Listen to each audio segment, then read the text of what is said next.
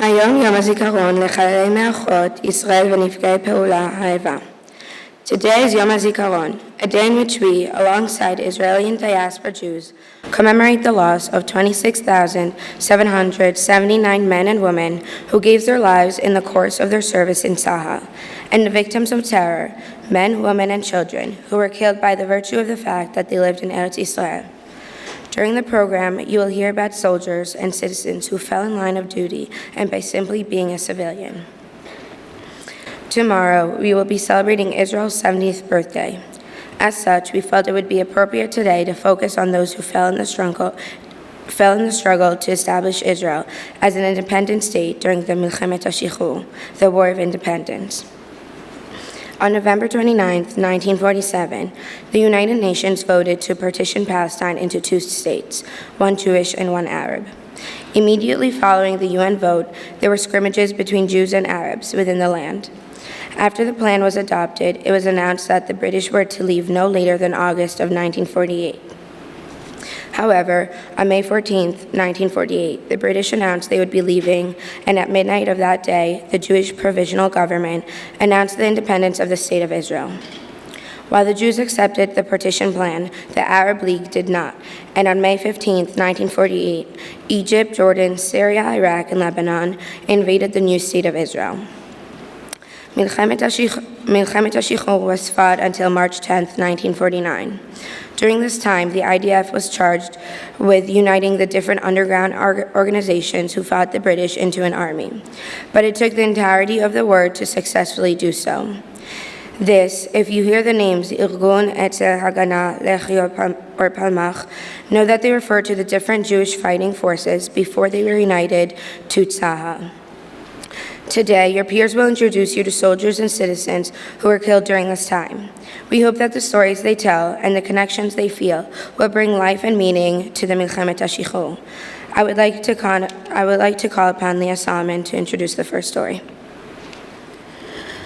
Major Danny Moss was born in Berlin on October 19, 1923, to Hannah and Reuven Moss.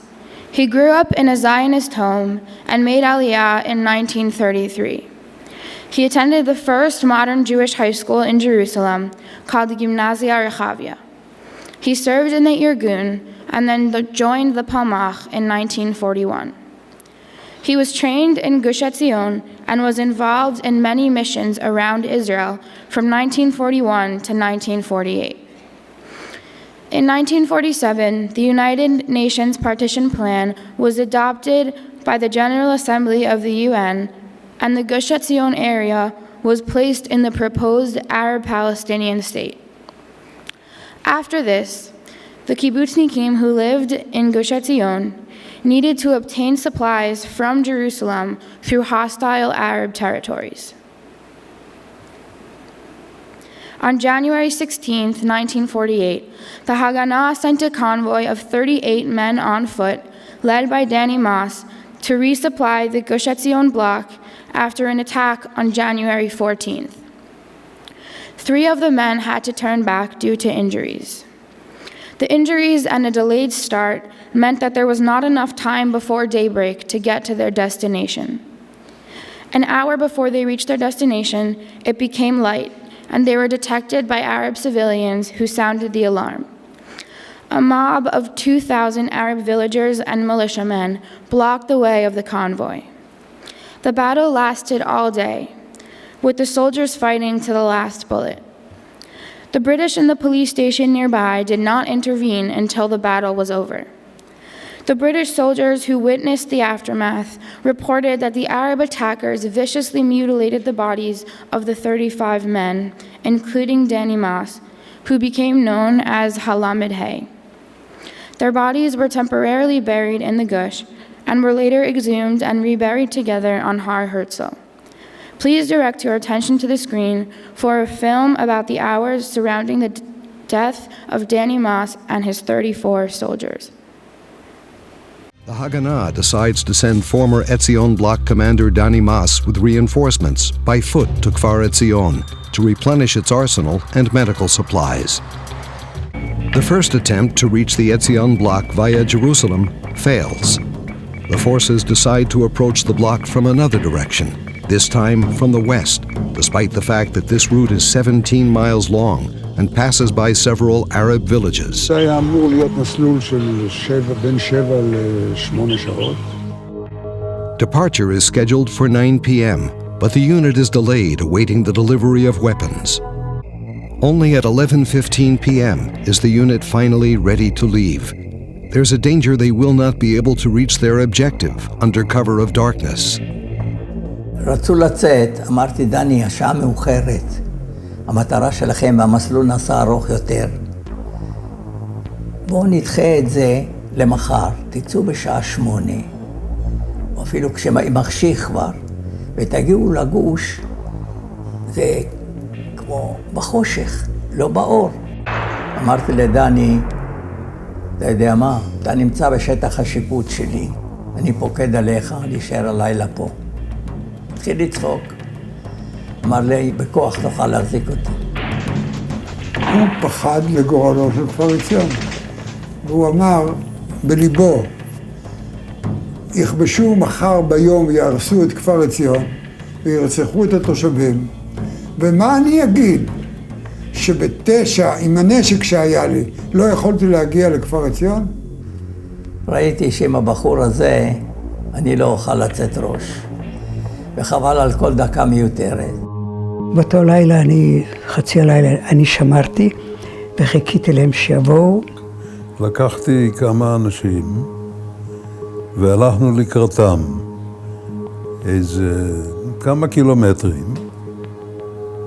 אני כל הלילה הוטטתי להם פרוז'קטור לכיוון המערב, כדי שתהיה להם אוריינטציה לאן לבוא. וכבר העיר הבוקר, ועדיין חיכינו להם, וחיכינו ולא כלום.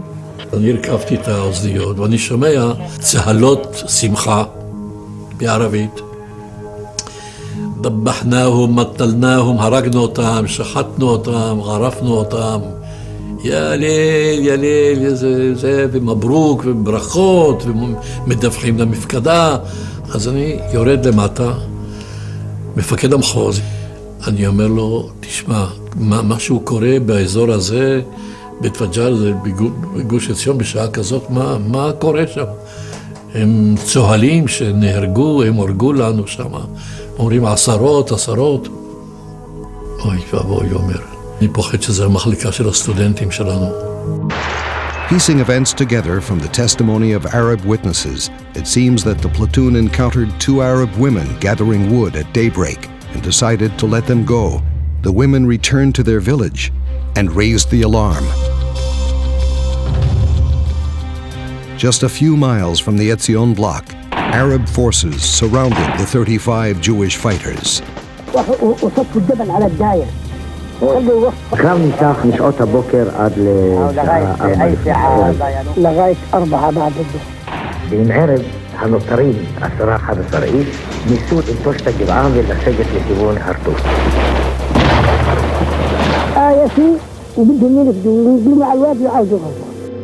אולם בטרם הפסיקו לרדת, נפגעו ונהרגו.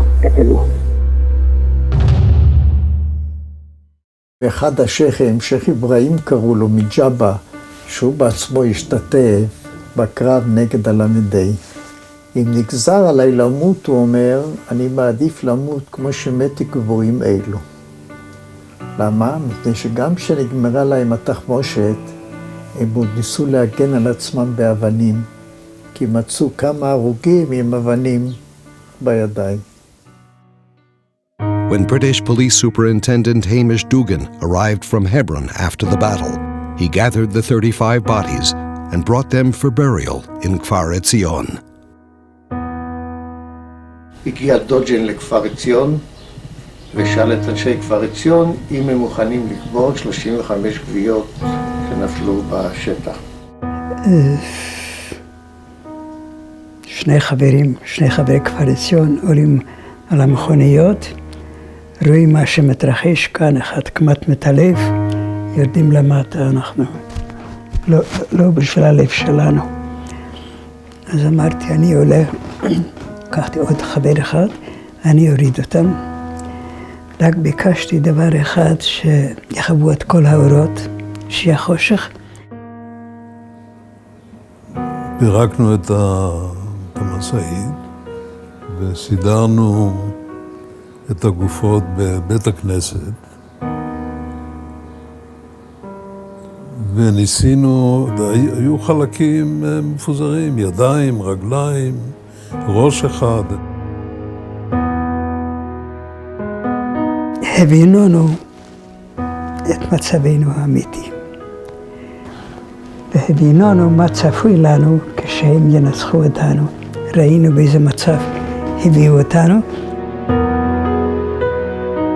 אבל זה משהו היום ונורא.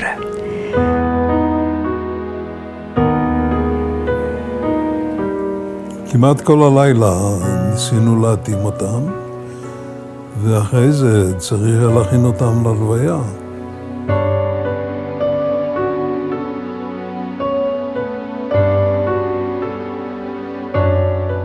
אנחנו קיבלנו רשות מהבריטים לנסוע להלוויה. אז נתנו לנו טנדרים, ובטנדרים אנחנו ישבנו על הארגזים. אבל הבריטים לא ידעו שבארגזים היה שם נשק וציוד בשביל הכוש. זה באופן לגלי העברנו את הדברים האלה. לאחר מכן יצא מסע הלוויה לבית הקברות. עמדה כאן מחלקה של החברים שלהם מיחידות הפלמ"ח והחיש וירו אלומות אש. המחלקה הזאת, לולא הייתה נהרגת, נרצחת, מתוכה היית מוצא ראש ממשלה, שר חוץ, ראש כנסת, רמטכ"ל, את הכל הייתה בקבוצה הזאת של 35 איש, אבדה נוראה.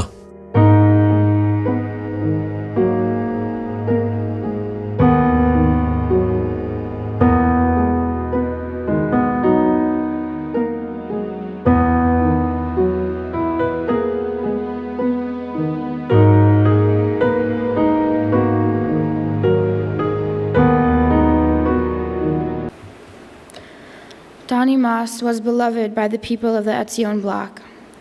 His quiet self-confidence and competence became the model for the legend of the Israeli soldier of 1948.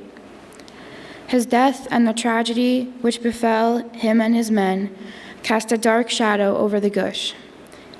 As Uzi Narkis, Good Etzion's head commander, wrote, after the funeral, the isolation was emphasized and clarified in all its darkness. With lowered heads and heavy hearts, we felt that we had lost live contact with Jerusalem, and our loneliness was underlined in all its cruelty. The connection between Gush Etzion and Yerushalayim has now been restored, but we must remember the bravery and passion of Donny Mas and so many others that allow us to call Israel home today. Yehi Zichro Baruch. Rabbi Yitzchak Orenstein was born in Yerushalayim to Rabbi Moshe Yehuda Lev and Shoshana Rezo Orenstein on Dalet Tammuz 1893. He was the fifth generation of Orensteins born in Israel, and he was a member of a prominent Chabad family that was in charge of the Kolel Chabad in Jerusalem for 4 generations. In his youth, he studied in several different yeshivot in Yerushalayim and in Hebron, where he became a gifted Torah scholar, achieving mastery of both the Talmud and Hasidic texts. In 1915, Rabbi Orenstein married Mushka Liba, also a fifth-generation Israeli. In 1919, he started the Dvir, which published Torah and Jewish articles, as well as articles on public affairs. In 1929, he was appointed by the 6th Lubavitcher Rebbe as the leader of the Chabad Kollel in Mea Shearim. Once the Kotel was in British hands, after they had won it in World War I, there was an excitement amongst the Jewish people because there would hopefully be a greater opportunity for them to visit the holy site under the new mandate. There was a committee of Jews created who were in charge of closely supervising the Kotel for the benefit of all the new visitors. Rabbi Orenstein was appointed the head of this committee called Vadas HaKotel. He essentially became the Kotel's first chief rabbi. Under his new role, he would be required to be present at the Kotel for all minyan times. He was to oversee the religious services, maintain order, record historical moments, ensure security, and work with the neighboring residents to ensure safety and security for the increase of Jewish visitors. Needless to say, his work at the Kotel was exhausting, draining, and many times posed a great danger to his life. During the hardest days and situations, I barely missed a day of visiting the Kotel, and more than once I was in mortal danger, but there was nothing that prevented me from doing my work completely and faithfully. This is what he wrote in a letter to the International Committee overseeing the Kotel. The work is physically hard. On Shabbos I am at the Kotel from morning till evening, almost 12 hours. Every day I'm at the Kotel for a few hours. Aside from this, it is work of great responsibility to maintain order at the Kotel and relations with the Arab neighbors who live around the Kotel. I think that I have consistently carried out my work and fulfilled my role faithfully. The Kotel then certainly did not look the way it does now, and he had a special spot where he stood for many hours during the day, where he basically created a makeshift mechitza, separating the men's and women's section. He would stand there for hours holding a Gemara, and he was reported to have been able to finish all of Shas in a whole year doing this. When asked by the Kotel police if he wanted to sit, he replied, "My fellow Jews are unable to sit by the Kotel. Why should I be able to?" Due to his demanding Kotel responsibilities, Rabbi Orenstein moved to the Old City of Jerusalem in 1940, where he worked hard to revive the community both spiritually and physically. He raised funds, attracted more young people to the mostly elder community, and even built a yeshiva. Once the War of Independence began, he and his wife would host and support members of the Haganah in their small Old City home, cooking and laundering their clothes for them. He was a source of strength to the community as well, often preaching to them that if they left the Old City because of the siege and the horrible conditions, it was as if they were simply handing the Old City to the Arabs. He encouraged them to stay and maintain a sense of life and order amidst the chaos. Eventually, his house, which was on the border between the Jewish quarter and the Arab quarter, was bombed, killing some of the Haganah soldiers. He was not home at the time. His home, with his entire personal collection of Sfarim and Torah scholarship, was burned. Still, he did not allow this to deter him from living in the Old City, remaining there to help the community through the war. In this time, Rabbi Orenstein was still a central religious figure in the Old City, and the problem of burial posed a big halachic issue. There were many dead bodies in the Old City due to the war, but because of the siege, they were unable to leave the Old City. Because they were unable to leave the Old City to bury them in Har HaZeitim, and they were unable to be buried in the Old City due to the holy ground. Rabbi Orenstein instituted a makeshift mass grave in the hopes that eventually the bodies would be exhumed and reburied properly outside the Old City walls. On top of his many other responsibilities, he undertook the mission of ensuring that all the victims received a proper burial, and he would preside over the burial, saying Kaddish and asking the dead for forgiveness, that he could not do more to protect them. On the 14th of Iyar, as Rabbi Orenstein and his wife were walking to one of their many responsibilities, they were killed by a bomb shelling of the Old City. He was buried in the same mass grave he helped create. Eventually, that mass grave was exhumed, and he was reburied on Har HaZeitim. Rabbi Orenstein was one of those people who makes you question if he had the same 24 hours in a day that you have. He managed to spend hours at the Kotel, coordinating its day-to-day affairs, learning Gemara for hours on end, running the Chabad Kollel, and essentially being the spiritual and fearless leader of the Old City Jewry. As we commemorate the lives lost today, and actually commemorate Rabbi Orenstein's yahrzeit in a couple of days, it's important to understand that it was through sacrifices and selfless individuals like Rabbi Orenstein, through his vision to what the Old City could be and ought to be, through his strength and through his dedication, and ultimately through his life, that we have the same beautiful city today to call home. Rabbi Orenstein, although not formally a member of Tzahal, was given an army burial as an honor, because despite not being a soldier, he was a warrior and a fighter for the Jewish people in every other capacity. Yehi Zichro Baruch.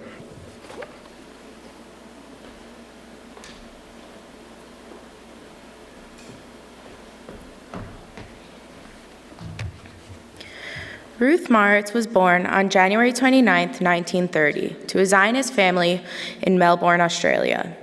In 1935, she immigrated with her family to Palestine. She grew up in Tel Aviv and attended the Geula Elementary School and Shalva High School. At the age of 15, she joined the ranks of the Irgun, a resistance movement in Palestine fighting for the State of Israel. She was an outstanding student at the Shalva High School and was asked to join the Mossad, but was pressured from the Irgun to distance herself from them. 3 years later, with the outbreak of the War of Independence, her activities in the Irgun grew stronger.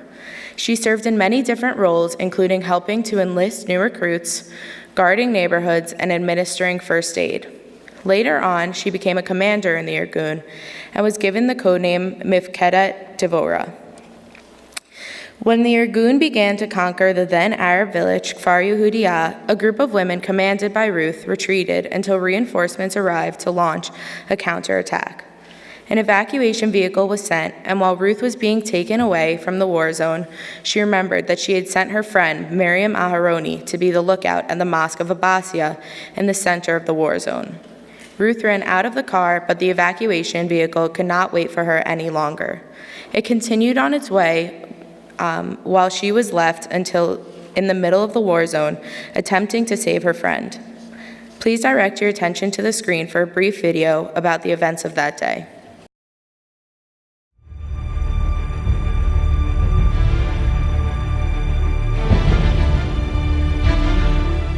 אנחנו היינו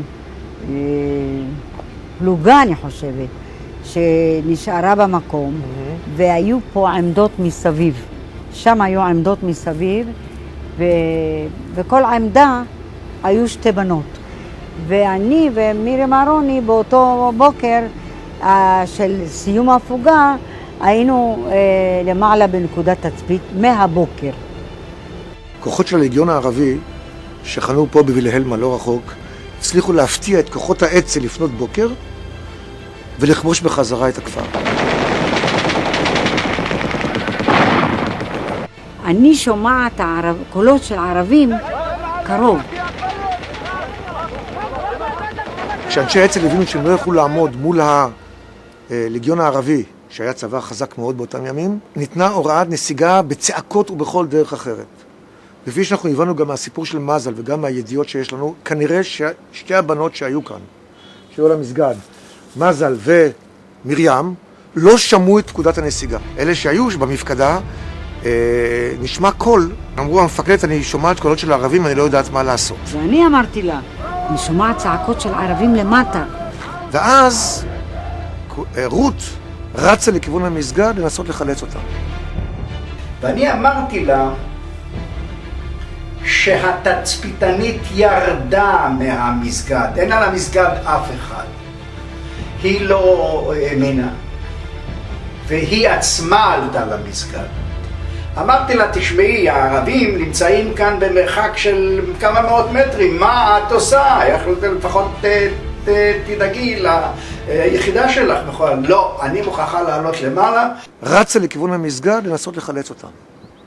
עכשיו, שהגיעה לכאן, שמענו את הסיפור של מזל, שהיא מספרת שהיא ניסתה גם להרגיע אותם. באה רות מוריץ ואומרת, מה נשמע בנות? והיא התיישבה איתנו. ואני אומרת לה, דבורה, אני שומעת את הערבים למטה. היה איזה טלפון ולא היה קשר. אז היא אמרה, את יודעת מה? תרדי ותודיעי למפקדה. שראו שיש פה אנשים נכנסו לתוך המסגד, וכידוע במלחמת השחרור הערבים לא לקחו שבויים. כל מי שהם תפסו אותו, הם היו הורגים אותו, שלא לדבר על בנות. כדי לא ליפול בחיים בידיהם, שתיהן קפצו מצריח המסגד ונהרגו.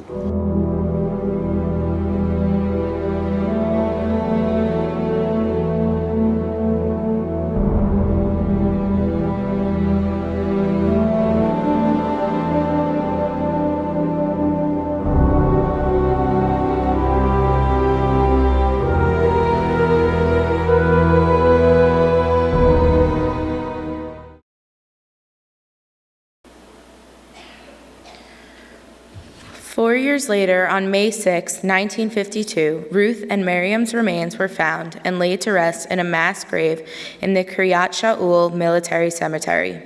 In 1969, Ruth Maritz was awarded the Battle Medal by the Etzel Soldiers Union, commemorating her participation in the fighting. In her memory, the community center in Mishkav Dov was renamed Beit Ruth.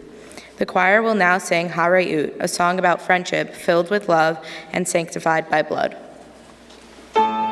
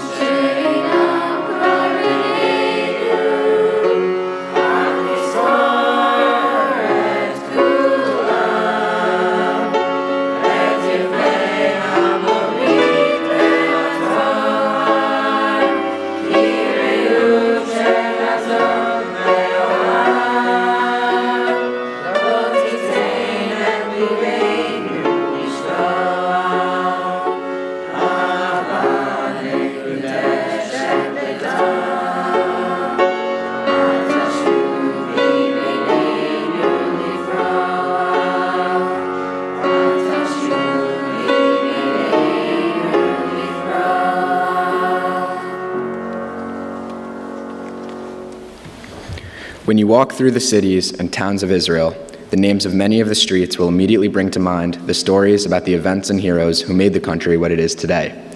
There are figures from Tanakh and from politics, and important dates and events in Israel's ancient and modern history. Sadly, some of those streets are named for those who were murdered in connection with the work they did for the state of Israel. Leib Yaffe, also known as Aryeh Leib Yaffe, is one such example.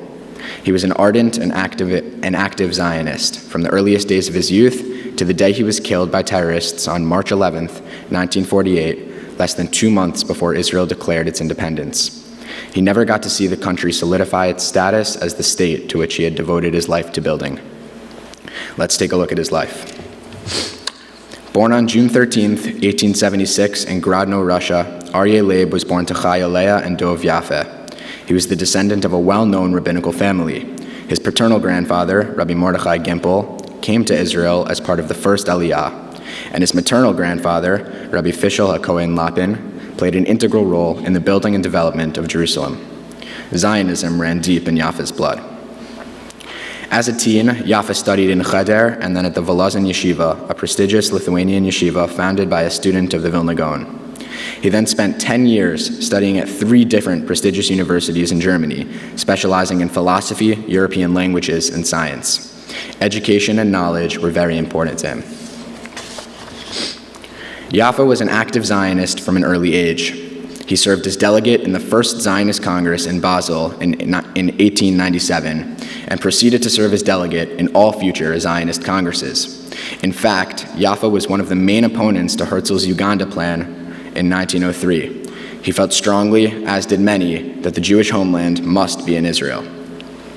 During the First World War, Leib Yaffe worked for Jewish refugees, and in 1919, he served as chairman of the Zionist executive in Moscow. When Vilna was conquered by the Poles, he was arrested and almost executed. It was only thanks to the intervention of British and American dignitaries that he was released. He was also a talented journalist, poet, and writer. At the age of 17, he published his first poem in a Russian newspaper. At the age of 22, he published articles in Russian newspapers about the Zionist congresses. And at the age of 27, he had a whole book of poems published. Later on, he served as chief editor of Haaretz, the Israeli newspaper, for 4 years. In 1910, Yaffe married his wife Frida, and 10 years later, they immigrated, together with their 2 daughters, to Israel. A son was born to them soon after. It was then that Yaffe became editor of Haaretz, and in 1922, on the 25th anniversary of the First Congress, he was chosen to edit Israel's Sefer HaKongress, Book of Congress. In 1923, he began working for Keren HaYesod, Israel's official fundraising organization, and only 3 years later was appointed director, a role he held until his death. As part of his job, he traveled the world to collect funds for the Zionist settlement enterprise. On Thursday, March 11th, 1948, an Arab double agent managed to bring a car bomb into the courtyard of the National Institutions on King George Street in the center of Jerusalem. The driver promised to supply weapons to several members of the Haganah and thus was able to bypass security. After parking the car in the middle of the courtyard, the driver made an excuse and left, and when one of the guards moved the car to the Keren HaYesod wing, it exploded. The explosion demolished part of the outer wall of the building and inflicted particularly severe damage to the Keren HaYesod wing. 12 Jews were killed in the explosion, and another 45 were wounded. Leib Yaffe was killed at his desk. Yaffe was 71 when he was murdered. He left behind a wife, 2 daughters, and a son. He was buried in the Sanhedria Cemetery, and in 1967, after the Six-Day War, his body was transferred to eternal rest in the Mount of Olives Cemetery. In addition to his commemoration in the history books of Israel, Yaffe's name and his life history are immortalized in the Leib Yaffe streets in Jerusalem, Beersheba, Netanya, and Ramat Gan. Though he never lived to see the establishment of the State of Israel, his name lives on in the very fabric and infrastructure of the country he spent his life trying to build. Yeh Zichrono Baruch. Hamouda Abu Al-Anyan was an Arab Muslim born in 1926 to Mahmoud and Fatima Al-Anyan in Sfat. From a young age, he became interested in his Jewish neighbors and finally met members of Beitar, a Zionist youth group. He began to interact more and more with the Jews in his town and was fascinated by their traditions and history.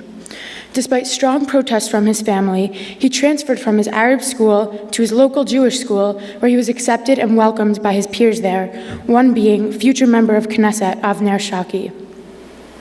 Shortly thereafter, his mother passed away, and his relationship with his father declined. He then decided to move to Haifa, longing to convert to Judaism. Once he converted, his name was changed to Avraham ben Avraham, and soon after converting, he joined the Irgun to fight alongside his new Jewish Zionist brothers and sisters in the struggle against Britain for Israeli independence. Once he was in the Irgun, he changed his name again from Avraham ben Avraham to Baruch Mizrahi, which became his third and final name. At one point, he, along with hundreds of other Irgun fighters, were captured by the British and shipped off to Eritrea, where there were sporadic shootings of Jewish prisoners. In one of these shootings, Mizrahi was shot and critically wounded. Unexpectedly, the British allowed him to return to Israel for treatment, where he miraculously recovered.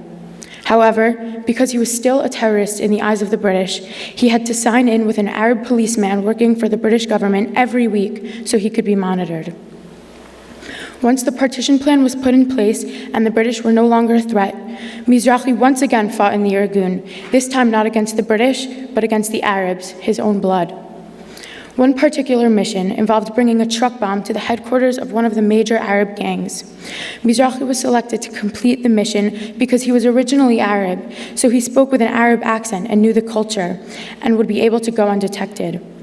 On April 18, 1948, 22-year-old Baruch Mizrahi got onto an Arab bus, which would bring him to meet an Arab collaborator who would provide him with the truck and the explosives needed to complete the mission.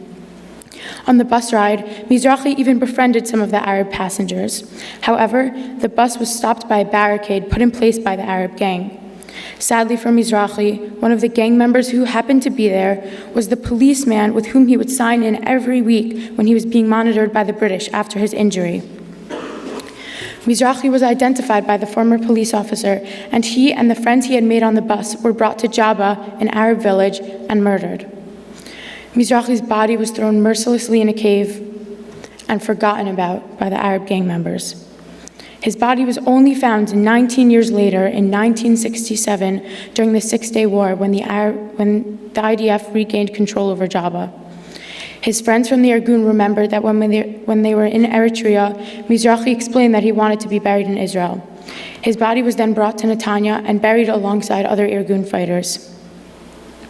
Today, April 18, 2018, is the 70th anniversary of his death. Tomorrow is Israel's 70th birthday.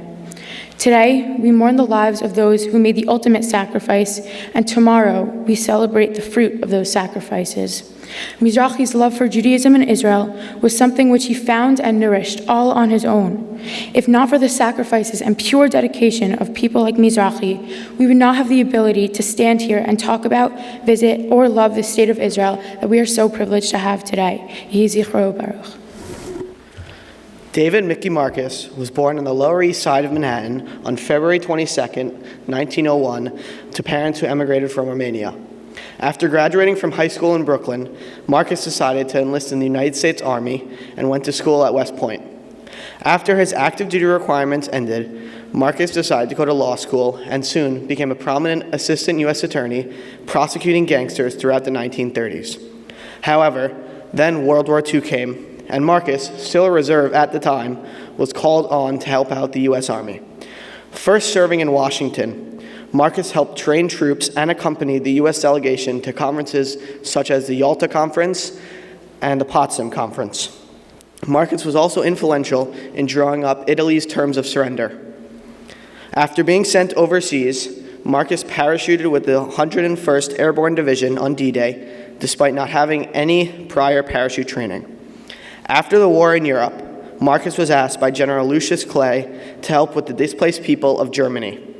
During this time, he was also told to tour the Dachau concentration camp. After witnessing the horrors and atrocities of the Holocaust, Marcus, although not a Zionist at the time, began to realize the necessity of a Jewish state.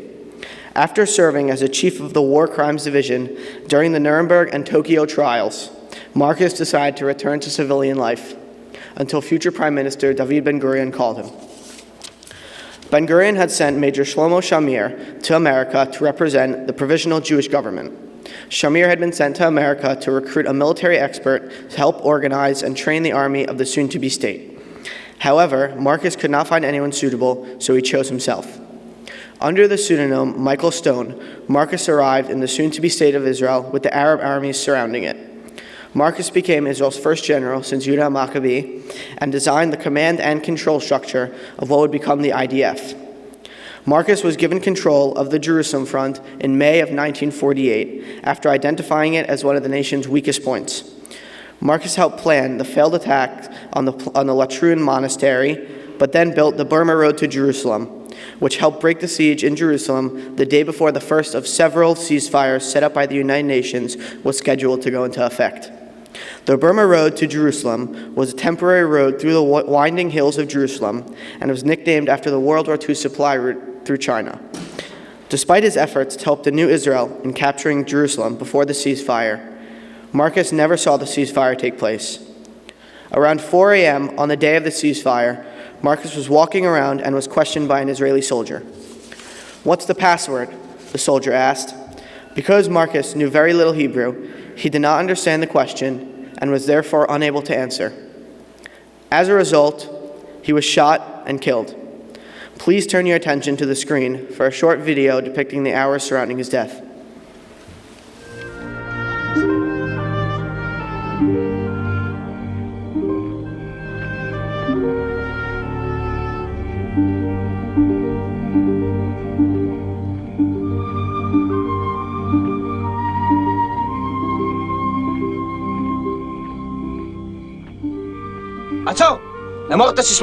Hey, do you think I learned Hebrew since yesterday? Besides, is that the language you use here in the monastery? I'm sorry, Aluf Stone. I didn't recognize you. I guess it's foolish. After all, only a couple of hours till the ceasefire. Stay alert. The Arabs might still use it as a trick to launch an attack. Let them try. What's your name? Chaim. Chaim, tell your friends it's official now. We're marching into Jerusalem in the morning. Through the back door? Sure, but we made it. And when anyone asks you how we did it, tell them you did it. That's an order from your commander. Okay, Mickey. You're an insubordinate SOB. You'll go far, Chaim.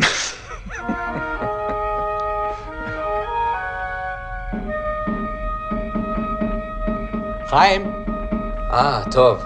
להתראות.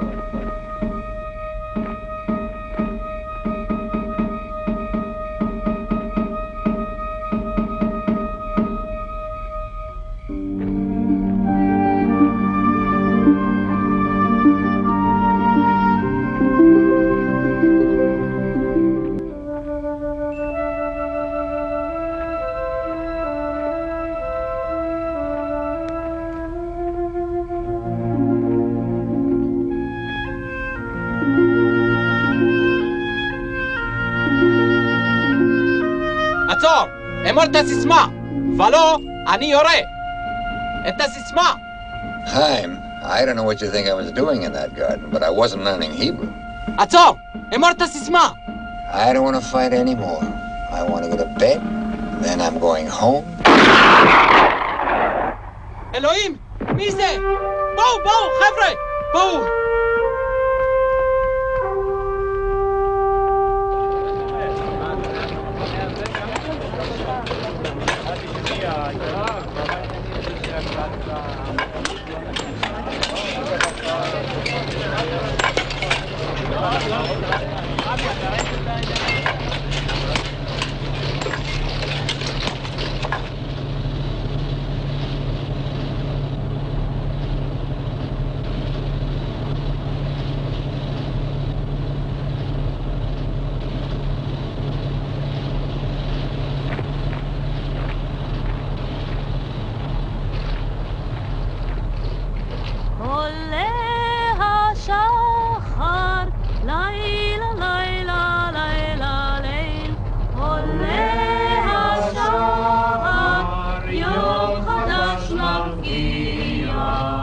חבר'ה!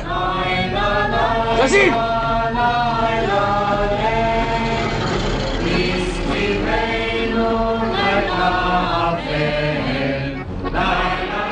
Mrs. David Marcus, 482 Westminster Road, Brooklyn, New York. Your husband fell last night at his post in the hills of Jerusalem, the last casualty before the truce. During the too short time of his being with us, as a man and as a commander, he endeared himself to all who came into personal contact with him. His name will live forever in the annals of our people. Emma, he was the best man we had. David Marcus's body is buried in the West Point Cemetery, and he is the only person buried in the cemetery who was killed fighting for another country. Marcus's heroics did not go unnoticed, as there is both a song and a book written about his life. The book, called Cast a Giant Shadow, later turned into a movie, scenes from which you just saw. While Marcus was not able to see the Israelis win the War of Independence, his actions in breaking the siege of Jerusalem were fundamental to the survival of the Jewish state. Yehi Zichur Baruch. Every year in April, there's a unique ceremony held in the Jewish chapel at West Point Military Academy to honor the memory of Colonel Mickey Marcus. As choir director, it has been my privilege to participate in the ceremony by bringing our choir to perform during the service. The event is held under the auspices of the American Veterans of Israel Wars Legacy Corporation, an organization that supports Americans who went to fight on behalf of Israel in all of her wars. Colonel Mickey Marcus led an extraordinary life with extraordinary accomplishments, and it is important to remember his contributions to the Jewish state. To that end, the event honors American men and women who made significant contributions and fought on behalf of the state of Israel during its founding. Last year, the event commemorated Second Officer Bill Bernstein, who was clubbed to death on the bridge of the SS Exodus by the British boarding detail when he refused to abandon the wheel of the ship carrying 4,500 Holocaust survivors to the fledgling state. He was the first foreign volunteer, a Machalnik, who gave his life in the struggle to establish the Jewish state. I am struck each year by the group of men and women who attend the event and continue to be honored at the event. American men and women who, like Marcus, decide to throw their lot in with the Jewish state and the Jewish people and fight on her behalf while remaining loyal and allegiant to the American flag. These heroes modeled a unique way in which to be a Jewish American, steadfastly supportive of both the U.S. and Israel. And you are all welcome to join us on Sunday, April 29th at West Point Military Academy as we remember Colonel Marcus and honor our veterans. At this point, I'd like to invite the choir to sing Bab El Wad that commemorates the Battle of Shar Hagai, known as Bab El Wad in Arabic.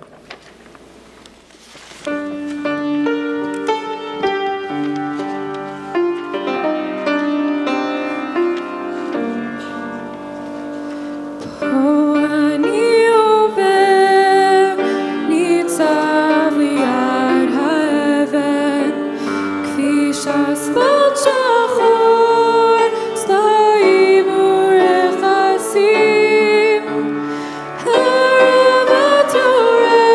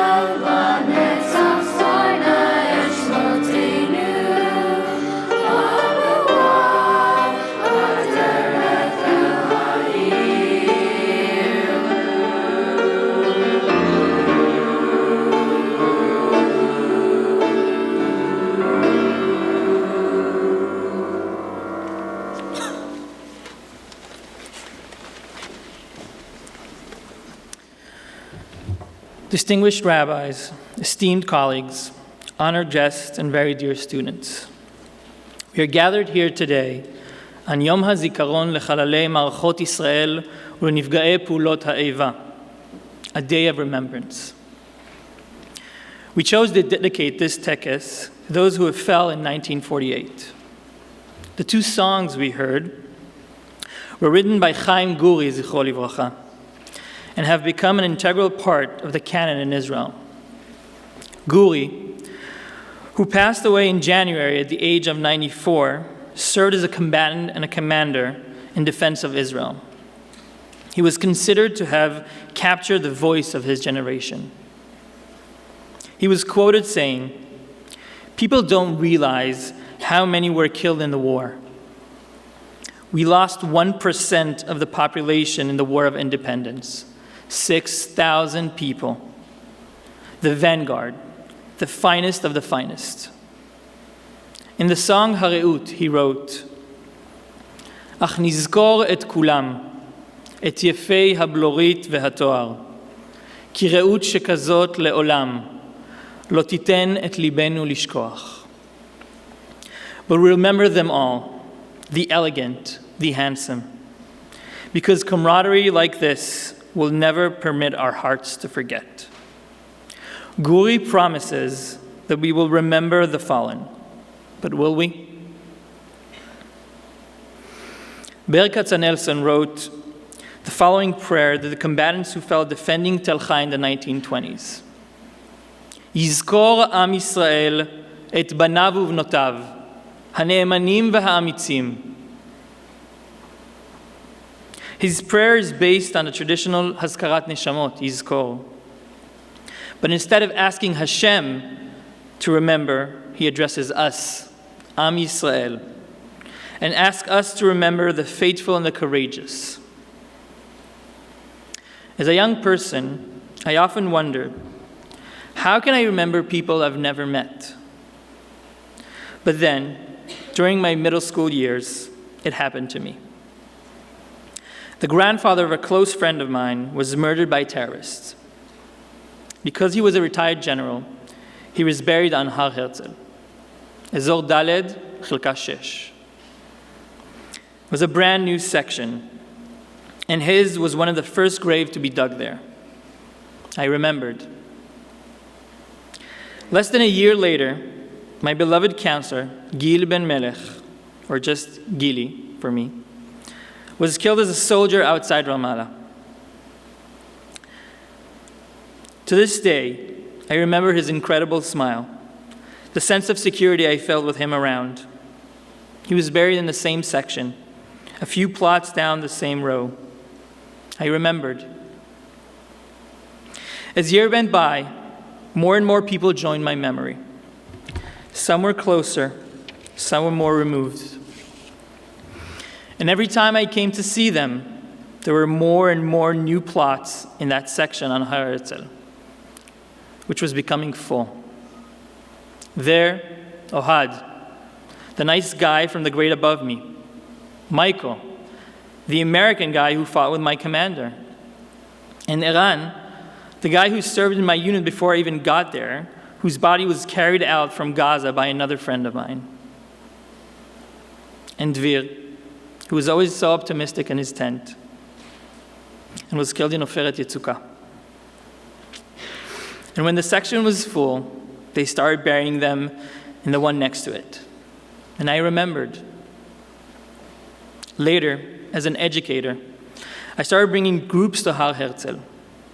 Groups of Israeli soldiers, Israeli high school students, and American Jewish teens. It was like a trip down National Memory Lane. It was easy for me to remember where Chana Senesh was memorialized, what Ruti Navon asked to be written on her tombstone, and where the Dakar monument is. It wasn't easy coming to that section. Seeing them, seeing how full it was hard to think I couldn't remember anymore. Something similar probably happened to you. Maybe it was when Naftali Frankel, Gilad Sha'er, and Ayal Yifrach went missing and found dead in 2014. Maybe it was when Ezra Schwartz was murdered in 2015. Maybe it was when you were touched by a presentation on the Yom Hazikaron program. And then the memories piled up, and it became hard to think that you couldn't remember anymore. Yehuda Amichai wrote, שהר הזיכרון יזכור במקומי, זה תפקידו, שהגן לזכר יזכור, שהרחוב על שם יזכור, שהיזכור יזכור, שהדגלים יזכרו, התכריכים הצבעוניים של ההיסטוריה אשר הגופים שעטפו הפכו אבק, שהאבק יזכור, שכולם יזכרו כדי שאוכל לנוח. Let the memorial hill remember instead of me. That's what it's here for. Let the park of remembrance remember. Let the street that's named for remember. Let the prayer for the memory of the dead remember. Let the flags remember. Those multicolored shrouds of history, the bodies they wrapped, have long since turned to dust. Let the dust remember. Let them all remember so I can rest. By doing what Amichai describes, have we failed the combatant and the commandment to say, Yizkor Am Yisrael et banav uvnotav? If I don't tell others about their memory, how could they know about the faithful Dvir, the courageous Gili? It made me think about re'ut, camaraderie, brotherhood. It's that deep feeling of commitment you have to a person. You share something with them, and you're willing to sacrifice something for that person and your relationship with them. You deeply care about them. Did I not have it with those I've lost? Can I or shouldn't I endure the sadness that came along with sharing their memory with others? One of the time that I felt re'ut from someone or a group of people was during Amud Anan, Pillar of Defense. I was with my reserve unit, shelled for hours by mortar fire on the border of Gaza Strip. My fellow soldiers were there with me. But when I got my phone back, and even more so when I got home and went online, I felt re'ut.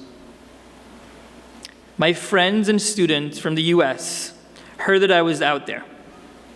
They wrote me worried emails and messages, tried calling people who might know anything about me, and prayed for me. Later, I started sharing my memories with others. I took part in a project that commemorates stories of individuals. The videos that are shown on the monitors throughout the school. And I think it can offer an understanding of Yizkor Am Yisrael. It is my memories that I share of those who I've lost. It is the memories that you have accumulated over years, the memories you have heard today, of those who have lost their lives fighting for Israel's independence. The commitment to Zikaron of these soldiers and civilians should be like our commitment to remember Yetziat Mitzrayim, and to see ourselves as a part of it. We should see ourselves in the memory of the fallen. All of Israel is responsible for one another. Kol Yisrael arevim ze bazeh. Yizkor Am Yisrael is what happens on that section on Har Herzl on Yom Hazikaron. The families are there, but with them are representatives from the fallen soldiers' schools, youth movements, army units. There are people there from around Israel and Jews from around the world paying their respects. And those who aren't there pay their respects in other ways, much like we have done this morning. I am there. You are there. Today, we, Am Yisrael, remember. I invite Amit Ginsburg to light a candle in memory of 26,779 soldiers and civilians who we commemorate today. Yehi Zichram Baruch.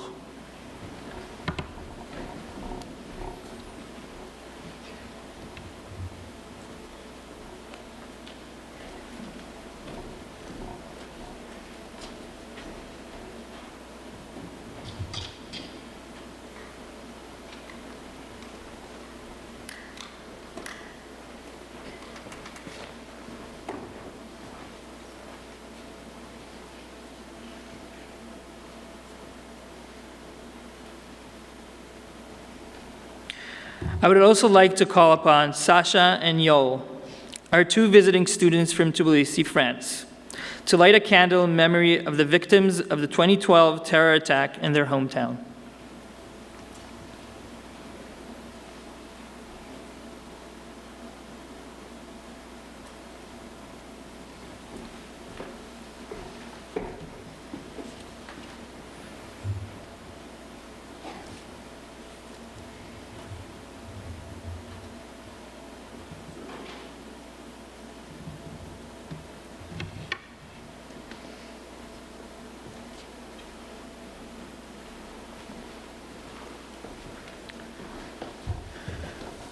Please rise for the memorial siren.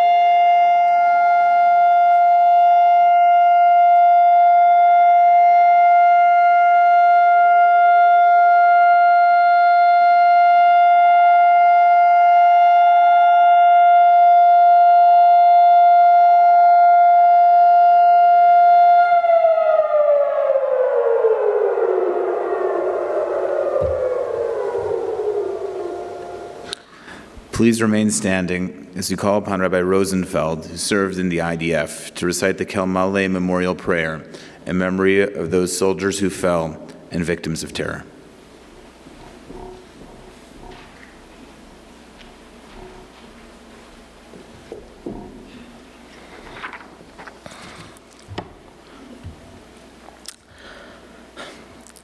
Hail Malei Rachamim, Shochein Bamramim, Hametzei Menucha Nechona Al Kanfei HaShechina, Mema'alot Kedoshim Torim Giborim, Kezor Harakia Mirim Mazirim, Linishmot HaChayalim VaChayalot Shel Tzva Hagana Yisrael, Shenaflu B'Melchamot Yisrael B'Pulot Hagana, Tigmol ubitachon be'et milui tafkidam ube'et shirutam lishmot kol lochamei hamachtarot v'chativot halochamim b'marachot ha'am v'kilot hamodi'in habitachon v'amishtara shecharfu nafsham lamut al kidushat Hashem ובעזרת אלוהי מערכות ישראל הביאו לתקומת האומה והמדינה לגאולת הארץ ועיר האלוהים ולכל אלה שנרצחו בארץ ומחוצה לה בידי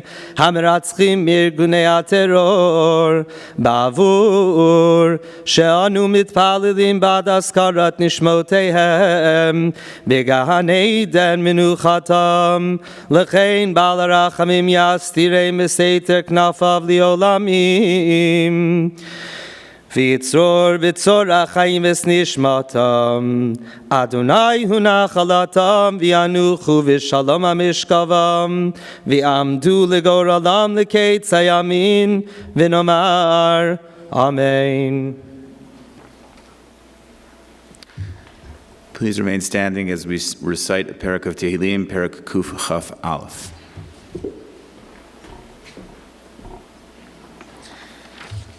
Shir lama'alot, esa enai ele harim, me'ayin yavo ezri.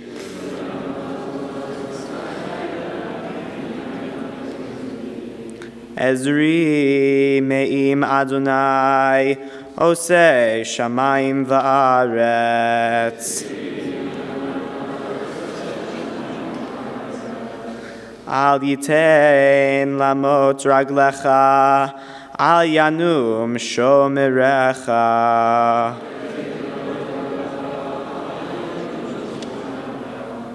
Hine lo yanum velo ishan, shomer Yisrael.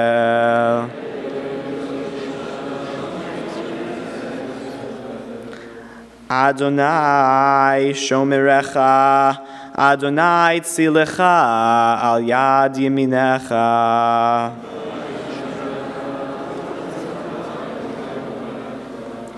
Yomam hashemesh lo yakeka ve'yareach balayla.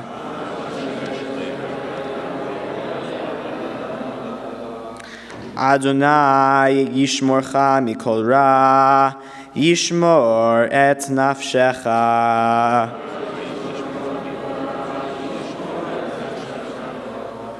Adonai yishmor tzitecha uvoecha, me'ata ve'ad olam.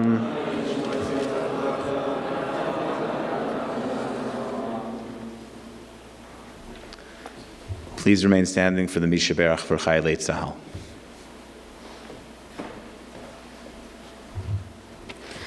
מי שברך אבותינו אברהם, יצחק ויעקב, הוא יברך את חיילי צבא ההגנה לישראל ואנשי כוחות הביטחון העומדים על משמר ארצנו וערי אלוהינו מגבול הלבנון ועד מדבר מצרים ומן הים הגדול עד לבוא ערבה ובכל מקום שהם ביבשה, באוויר ובים. ייתן אדוני את אויבינו הקמים עלינו וניגפים לפניהם. הקדוש ברוך הוא ישמור ויציל את חיילינו מכל צרה וצוקה ומכל נגע ומחלה, וישלח ברכה והצלחה בכל מעשה ידיהם. ידבר שונאינו תחתיהם, ויתרם בכתר ישועה ובעטרת ניצחון.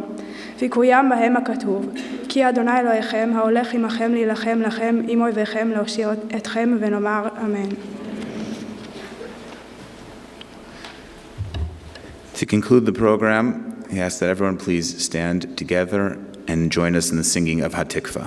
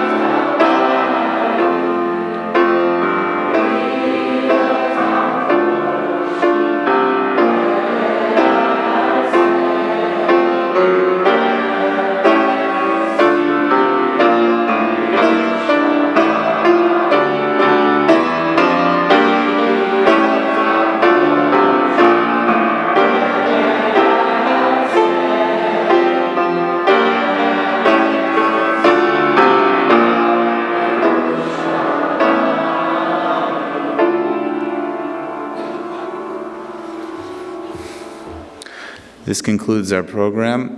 Class will begin in 15 minutes at 10:30 with first period. Second period will not be meeting today.